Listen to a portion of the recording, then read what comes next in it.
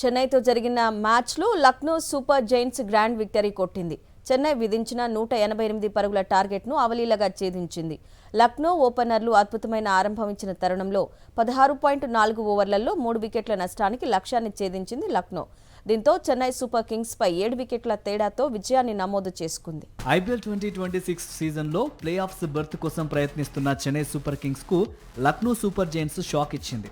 శుక్రవారం ఏకానా స్టేడియం వేదికగా జరిగిన మ్యాచ్లో సీఎస్కేపై 7 వికెట్ల తేడాతో లక్నో ఘన విజయం సాధించింది. చెన్నై విధించిన 188 పరుగుల భారీ లక్ష్యాన్ని సూపర్ జైంట్స్ కేవలం 3 వికెట్లు మాత్రమే కోల్పోయి 16.4 ఓవర్లలో ఛేదించింది. లక్ష్య ఛేదనలో లక్నో ఓపెనర్ మిచెల్ మార్ష్ విధ్వంసం సృష్టించాడు. తన తుఫాన్ బ్యాటింగ్తో సీఎస్కే బౌలర్లకు చుక్కలు చూపించాడు.